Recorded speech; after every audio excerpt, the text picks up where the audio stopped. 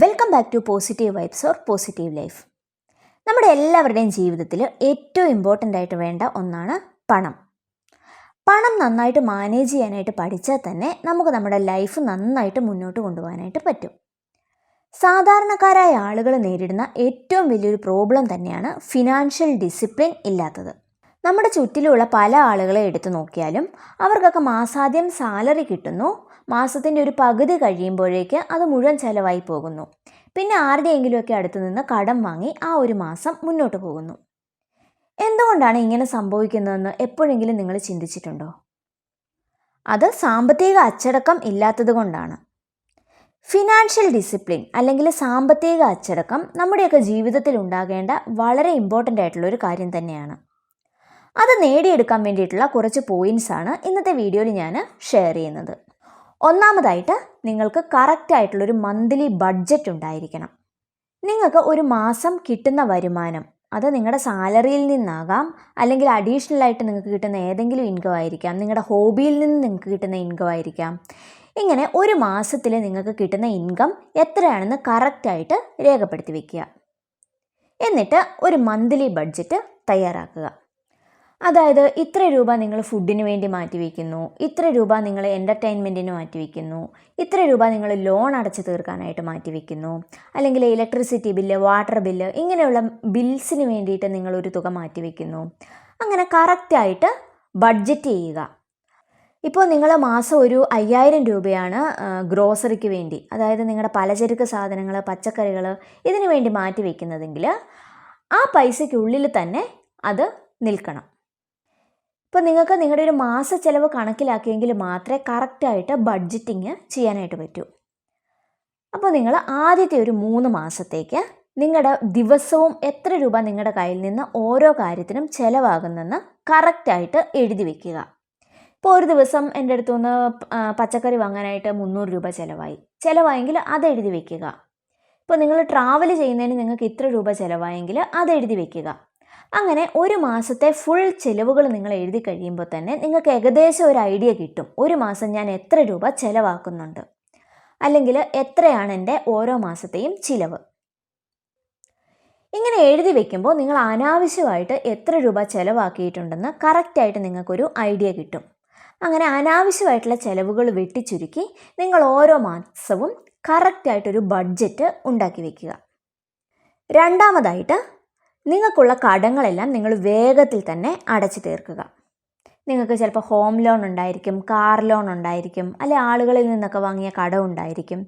അപ്പോൾ ഇങ്ങനെയുള്ള കടങ്ങളെല്ലാം നിങ്ങൾ കറക്റ്റായിട്ടൊന്ന് എഴുതി കാൽക്കുലേറ്റ് ചെയ്യുക. ടോട്ടൽ എനിക്ക് എത്ര ഡെപ്റ്റ് ഉണ്ട്. ഹോം EMI ഒക്കെ ആണെങ്കിൽ നമുക്ക് നല്ല പലിശയാണ് ഓരോ മാസവും പോയിക്കൊണ്ടിരിക്കുന്നത്. അപ്പോൾ നിങ്ങൾ എന്താ ചെയ്യേണ്ടത്? ആദ്യം തന്നെ നിങ്ങൾ കറക്റ്റായിട്ട് നിങ്ങൾക്ക് എത്ര കടമുണ്ടെന്ന് എഴുതി വയ്ക്കുക. ഇപ്പോൾ നിങ്ങൾക്ക് കുറേ കടങ്ങളുണ്ടെങ്കിൽ അതെല്ലാം എഴുതി വെച്ചതിന് ശേഷം ചെറിയ ചെറിയ കടങ്ങളെല്ലാം ആദ്യം തന്നെ അടച്ചു തീർക്കാനായിട്ട് ട്രൈ ചെയ്യുക. അതുപോലെ EMI അടയ്ക്കാനുള്ള ഡേറ്റിൽ തന്നെ നിങ്ങൾ അടയ്ക്കുക. അല്ലാതെ അഡീഷണൽ പെനാൽറ്റീസ് ഒന്നും വരാതിരിക്കാനായിട്ട് ശ്രദ്ധിക്കുക. ഓരോ മാസവും അത് അടച്ചു തീർക്കേണ്ട സമയം തന്നെ അത് അടച്ചു തീർക്കുക. ഇപ്പോൾ നിങ്ങൾക്ക് കുറേ ലോണുകളും കാര്യങ്ങളും ഒക്കെ ഉണ്ടെങ്കിൽ കൂടുതലായിട്ട് നിങ്ങൾ ലോൺസ് ഒന്നും എടുത്ത് തലയിലേക്ക് വെക്കാതിരിക്കാനായിട്ട് ട്രൈ ചെയ്യുക. കാരണം ഈ ഒരു ഡെപ്റ്റ് നമുക്ക് ഉള്ളിടത്തോളം കാലം നമുക്ക് കൂടുതൽ പൈസ സേവ് ചെയ്യാനായിട്ട് പറ്റില്ല. മൂന്നാമതായിട്ട്, എല്ലാ മാസവും സാലറിയുടെ ഒരു 20% എങ്കിലും നിങ്ങൾ സേവിങ് അക്കൗണ്ടിലേക്ക് ഇടാനായിട്ട് ശ്രദ്ധിക്കുക. നിങ്ങൾ പ്രത്യേകം ശ്രദ്ധിക്കാൻ, നിങ്ങൾക്ക് 2 അക്കൗണ്ട്സ് ഉണ്ടായിരിക്കണം. ഒന്ന് നിങ്ങളുടെ സാലറി അക്കൗണ്ട്, അല്ലെങ്കിൽ നിങ്ങൾ പൈസ ചിലവാക്കുന്ന അക്കൗണ്ട്. രണ്ടാമതായിട്ട് നിങ്ങൾക്കൊരു സേവിങ് അക്കൗണ്ട് കൂടി വേണം. അപ്പോൾ ഓരോ മാസവും നമുക്ക് സാലറി കിട്ടുമ്പം നമ്മൾ ഈ ചിലവായി കഴിഞ്ഞ് മിച്ചമുള്ളത് സേവ് ചെയ്യാമെന്ന് വിചാരിക്കും. അങ്ങനെ ചെയ്തു കഴിഞ്ഞാൽ നമുക്ക് ഒരു സേവിങ്സും ഉണ്ടാവില്ല. പകരം സാലറി കിട്ടുമ്പോൾ തന്നെ ഒരു 10 അല്ലെങ്കിൽ ഒരു 20% നമ്മൾ ആ ഒരു സേവിങ് അക്കൗണ്ടിലേക്ക് മാറ്റിവെക്കുക.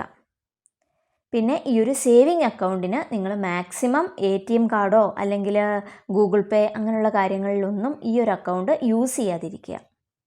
കാരണം ഇതൊക്കെ ഉണ്ടെങ്കിൽ അതിൽ നിന്ന് പൈസ പൊക്കോണ്ടിരിക്കും. നമുക്കൊരു അത്യാവശ്യം വന്നു കഴിയുമ്പോൾ വേറെ ഒരു മാർഗവും ഇല്ലെങ്കിൽ മാത്രം ബാങ്കിൽ ചെന്ന് നമ്മൾ ആ പൈസ കൈപ്പറ്റുക. അതുപോലെ തന്നെ പുതിയ പുതിയ സാധനങ്ങൾ വാങ്ങാൻ വേണ്ടി ഒരിക്കലും ഈ ഒരു അക്കൗണ്ടിൽ നിന്ന് ക്യാഷ് വിഡ്രോ ചെയ്യാതിരിക്കുക. ഏറ്റവും നല്ലൊരു മെത്തേഡ് മാസാമാസം നമ്മൾ ഏതെങ്കിലും ഒരു RDയിലേക്ക് വല്ലതും ക്യാഷ് ഡെപ്പോസിറ്റ് ചെയ്യുന്നതാണ്. അതായത് മാസം ഒരു 5000 രൂപ അല്ലെങ്കിൽ ഒരു 10000 രൂപ RD അടയ്ക്കുന്ന രീതിയിൽ, നമുക്ക് സാലറി കിട്ടുന്ന ഉടനെ തന്നെ RDയിലേക്ക് പോകുന്ന രീതിയിൽ സെറ്റ് ചെയ്ത് വെക്കുക. അപ്പോൾ നമുക്ക് ഒരിക്കലും തിരിച്ചെടുത്ത് യൂസ് ചെയ്യാനായിട്ട് പറ്റില്ല. അതിൻ്റെ കാലാവധി കഴിഞ്ഞെങ്കിൽ മാത്രമേ നമുക്ക് ആ പൈസ യൂസ് ചെയ്യാൻ പറ്റുള്ളൂ. ഇപ്പോൾ എത്രയൊക്കെ നമ്മൾ സേവ് ചെയ്താലും അതിൽ നിന്ന് വീണ്ടും നമ്മളെടുത്ത് ചിലവാക്കുന്ന ആളുകളാണെങ്കിൽ നിങ്ങളിങ്ങനെ ഒരു RDയോ എന്തെങ്കിലും സ്റ്റാർട്ട് ചെയ്യുക.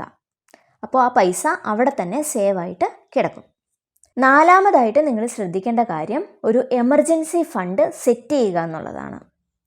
എമർജൻസി ഫണ്ട് എന്ന് പറയുമ്പം ഒരു 6 മാസത്തേക്ക് നിങ്ങളുടെ ചിലവുകളെല്ലാം കഴിഞ്ഞു പോകാനുള്ള ഒരു എമൗണ്ട് ആ ഒരു എമർജൻസി ഫണ്ടിൽ ഉണ്ടാവണം. അതായത് ഒരു 6 മാസത്തേക്ക് നിങ്ങൾക്ക് ജോബ് ഇല്ലാതായെങ്കിൽ, അല്ലെങ്കിൽ അത്രയും കാലം നിങ്ങൾക്ക് ജോബിന് പോകാൻ പറ്റാത്തൊരു സിറ്റുവേഷൻ വന്നു കഴിഞ്ഞാൽ ഫാമിലിയിലുള്ള ആളുകൾക്കും ജീവിക്കാൻ വേണ്ട ഒരു ക്യാഷ് ഈ ഒരു എമർജൻസി ഫണ്ടിൽ ഉണ്ടായിരിക്കണം. ഇപ്പോൾ നിങ്ങൾക്കൊരു മാസം 30,000 രൂപയാണ് ചിലവെങ്കിൽ നിങ്ങളുടെ എമർജൻസി ഫണ്ടിൽ 1,80,000 രൂപയെങ്കിലും ഉണ്ടായിരിക്കണം. പിന്നെ ശ്രദ്ധിക്കേണ്ട ഒരു കാര്യം, ഈ ഒരു എമർജൻസി ഫണ്ടിൽ നിന്ന് നമുക്ക് ഈസി ആയിട്ട് പൈസ വിഡ്രോ ചെയ്യാനായിട്ട് പറ്റണം. അതുപോലെ തന്നെ ഈ ഒരു എമർജൻസി ഫണ്ട് എമർജൻസിക്ക് വേണ്ടി മാത്രം ഉള്ളതാണെന്നുള്ള കാര്യം നമ്മൾ എപ്പോഴും ചിന്തിക്കണം. അല്ലാതെ വെറുതെ എനിക്ക് ഒരു സാധനം വാങ്ങാൻ ഒരു 1000 രൂപ കൂടി വേണമെന്ന് പറഞ്ഞ് ആ ഒരു എമർജൻസി ഫണ്ടിൽ നിന്ന് നിങ്ങൾ വിഡ്രോ ചെയ്തെടുക്കരുത്. പിന്നെ ഒരു എമർജൻസി വന്നു, നിങ്ങളൊരു 10,000 രൂപ അതിൽ നിന്ന് എടുത്തെങ്കിൽ എത്രയും പെട്ടെന്ന് തന്നെ നിങ്ങൾ ആ ഒരു 10,000 രൂപ തിരിച്ചതിൽ സേവ് ചെയ്യാനായിട്ടും ഓർത്തിരിക്കുക. അഞ്ചാമതായിട്ട് നിങ്ങൾ ശ്രദ്ധിക്കേണ്ട ഒരു കാര്യം, നിങ്ങൾക്കൊരു ഹെൽത്ത് ഇൻഷുറൻസ് ഉണ്ടായിരിക്കുക എന്നതാണ്. നിങ്ങൾക്ക് മാത്രമല്ല, നിങ്ങളുടെ ഫാമിലി മെമ്പേഴ്സിനും. കാരണം പെട്ടെന്നുണ്ടാകുന്ന ഒരു രോഗം അല്ലെങ്കിൽ ഒരു അപകടം ഇങ്ങനെ എന്തെങ്കിലുമൊക്കെ ഉണ്ടായിക്കഴിഞ്ഞാൽ ട്രീറ്റ്മെൻറ്റിന് വേണ്ടിയാണ് നമ്മുടെ കയ്യിൽ നിന്ന് ഏറ്റവും കൂടുതൽ പൈസ ചിലവാകുന്നത്. ഇതൊക്കെ ഒന്ന് കവർ ചെയ്യുന്ന ഒരു ഹെൽത്ത് ഇൻഷുറൻസ് നമുക്കുണ്ടെങ്കിൽ ആ ഒരു സമയത്ത് നമ്മൾ പൈസയ്ക്ക് വേണ്ടി ഓടി നടക്കേണ്ടി വരില്ല. ഇപ്പോൾ ഒരു എക്സാമ്പിൾ പറഞ്ഞാൽ, പെട്ടെന്ന് നമുക്കൊരു ആക്സിഡൻറ്റ് പറ്റി, അല്ലെങ്കിൽ പെട്ടെന്ന് നമുക്ക് എന്തെങ്കിലും ഒരു ഓപ്പറേഷൻ വേണ്ടി വന്നു. അങ്ങനെ വരുമ്പോൾ ഒരു 4-5 ലക്ഷം രൂപ നമുക്ക് വേണമെങ്കിൽ നമ്മുടെ കയ്യിലുള്ള സേവിങ്സിൽ നിന്നും അല്ലെങ്കിൽ ആരിൽ നിന്നെങ്കിലുമൊക്കെ കടം വാങ്ങിയൊക്കെ നമ്മൾ അവിടെ ഹോസ്പിറ്റലിൽ ബില്ലടയ്ക്കേണ്ടി വരും. അപ്പോൾ ഒരു ഹെൽത്ത് ഇൻഷുറൻസ് നിങ്ങൾക്കുണ്ടെങ്കിൽ ഇങ്ങനൊരവസ്ഥ ഒരിക്കലും വരില്ല. നിങ്ങൾ പകുതി നിങ്ങളുടെ ലൈഫിൽ സെക്യൂർഡ് ആകും. നിങ്ങൾക്കൊരു എമർജൻസി വന്നു കഴിഞ്ഞാൽ നമുക്ക് പണത്തിന് വേണ്ടി ബുദ്ധിമുട്ടേണ്ടി വരില്ല. ആറാമതായിട്ട് നമ്മൾ ശ്രദ്ധിക്കേണ്ട ഏറ്റവും പ്രധാനപ്പെട്ട ഒരു കാര്യമാണ് നമ്മുടെ സ്പെൻഡിങ് കുറയ്ക്കുക. പലർക്കും ഉള്ളൊരു പ്രശ്നമാണ് ഇമ്പൾസീവ് ഷോപ്പിംഗ് ഒക്കെ. അതായത് നമ്മളൊരു കടയിൽ ചെല്ലുന്നു, ഒരു സാധനം കാണുന്നു, അത് ഇഷ്ടപ്പെട്ടു നമ്മൾ വാങ്ങിച്ച് വീട്ടിൽ കൊണ്ടുവന്ന് കഴിയുമ്പോഴായിരിക്കും നമ്മൾ ആലോചിക്കുന്നത്, ഇത് ഞാനിപ്പോൾ എന്തിനാണ് വാങ്ങിച്ചത്, ഇതുപോലെ തന്നെയുള്ള ഒരു 100 കാര്യം എൻ്റെ വീട്ടിലുണ്ടല്ലോ. ഇപ്പം നമ്മൾ നല്ലൊരു ഡ്രസ്സ് കാണുന്നു, നമ്മളൊന്നും നോക്കുന്നില്ല, നമ്മുടെ കയ്യിലുള്ള പൈസ കൊടുക്കുന്നു, വാങ്ങുന്നു. ശരിക്കും അങ്ങനെ ഒരു ഡ്രസ്സിൻ്റെ ആവശ്യം നമ്മുടെ ലൈഫിൽ അപ്പോൾ ഉണ്ടാവില്ല. അതുപോലെ ഒരുപാട് ഡ്രസ്സ് നമ്മുടെ കയ്യിൽ ഓൾറെഡി യൂസ് ചെയ്യാതെ ഇരിക്കുന്നുണ്ടാവും. അപ്പോൾ ഇങ്ങനെ ഇമ്പൾസീവ് ഷോപ്പിംഗ് നമ്മൾ ഒഴിവാക്കുക. നമ്മളൊരു കടയിൽ പോവുകയാണെങ്കിൽ എപ്പോഴും നമ്മുടെ കയ്യിൽ ഒരു ലിസ്റ്റ് ഉണ്ടാവണം. ആ കടയിൽ നിന്ന് ഞാൻ എന്താണ് വാങ്ങേണ്ടത്. ഇപ്പോൾ നമ്മൾ സൂപ്പർ മാർക്കറ്റ്സിലൊക്കെ പോയി കഴിഞ്ഞാൽ നമ്മുടെ കയ്യിലൊരു ലിസ്റ്റ് ഇല്ലെങ്കിൽ നമ്മൾ കാണുന്ന എല്ലാ സാധനങ്ങളും വാങ്ങിക്കൂട്ടും. അവസാനം ബില്ലടയ്ക്കാൻ നേരത്താണ് നമ്മൾ ചിന്തിക്കുന്നത്, ദൈവമേ ഇത്ര രൂപയ്ക്ക് ഞാൻ സാധനം വാങ്ങിയോ. അപ്പോൾ നമ്മുടെ കയ്യിൽ എപ്പോഴും ഒരു ലിസ്റ്റ് ഉണ്ടെങ്കിൽ നമ്മൾ അതനുസരിച്ചുള്ള സാധനങ്ങൾ മാത്രമേ വാങ്ങൂ. എപ്പോഴും നമ്മളെ വാണ്ടും നീടും തമ്മിലുള്ള ഡിഫറൻസ് നമ്മൾ മനസ്സിലാക്കിക്കൊണ്ടിരിക്കണം. നമുക്ക് അതുപോലെ അത്യാവശ്യമുള്ള സാധനങ്ങൾക്ക് വേണ്ടി മാത്രം പൈസ ചിലവഴിക്കുക, അല്ലാത്തത് നമ്മൾ സേവ് ചെയ്ത് വയ്ക്കുക. അല്ലാന്നുണ്ടെങ്കിൽ നമ്മുടെ കയ്യിൽ മാസാവസാനം ഒന്നും ഉണ്ടാവില്ല. ഏഴാമതായിട്ട് നിങ്ങൾ ഫിനാൻഷ്യൽ ഗോൾസ് സെറ്റ് ചെയ്യുക. അതൊരു ടൈം ലിമിറ്റ് വെച്ച് തന്നെ സെറ്റ് ചെയ്യുക. അതായത് ഇപ്പോൾ ഈ 2025 ഈ വർഷം അവസാനം എൻ്റെ അക്കൗണ്ടിൽ ഒരു 2 lakhs എങ്കിലും ബാലൻസ് ഉണ്ടാവണം. അതുപോലെ തന്നെ നമ്മുടെ കയ്യിലുള്ള പൈസ നമ്മൾ ഇൻവെസ്റ്റ് ചെയ്ത് അത് ഗ്രോ ചെയ്യിക്കുക.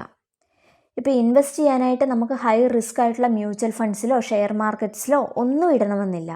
നിങ്ങൾക്ക് മിനിമം ഒരു FDയിലെങ്കിലും ഇട്ട് വയ്ക്കാം. വെറുതെ നിങ്ങളുടെ സേവിങ് അക്കൗണ്ടിൽ ക്യാഷ് കിടന്നാൽ അതിന് ഇൻട്രസ്റ്റ് റേറ്റ് ഒരു 3% അല്ലെങ്കിൽ 4% ഒക്കെ കിട്ടുള്ളൂ. അതേസമയം FD ആയിട്ടൊക്കെ ഇട്ടാൽ നമുക്ക് 7.5% ഒക്കെ ഇൻട്രസ്റ്റ് കിട്ടും.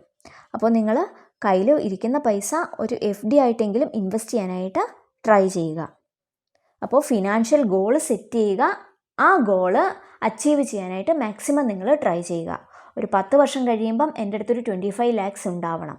അങ്ങനെ ഒരു ഗോൾ സെറ്റ് ചെയ്ത് കഴിഞ്ഞാൽ ഓരോ നിമിഷവും ആ ഗോളിന് വേണ്ടി നമ്മൾ ട്രൈ ചെയ്തുകൊണ്ടിരിക്കുക. അപ്പോൾ ഇങ്ങനെയുള്ള കാര്യങ്ങളൊക്കെ ചെയ്തു കഴിഞ്ഞാൽ നമുക്കൊരു ഫിനാൻഷ്യൽ ഇൻഡിപെൻഡൻസിലേക്ക് എത്തിച്ചേരാനായിട്ട് സാധിക്കും. ഇന്നത്തെ ഒരു വീഡിയോ നിങ്ങൾക്ക് യൂസ്ഫുൾ ആയെങ്കിൽ, നിങ്ങൾക്ക് ഇഷ്ടപ്പെട്ടെങ്കിൽ ലൈക്ക് ചെയ്യുക.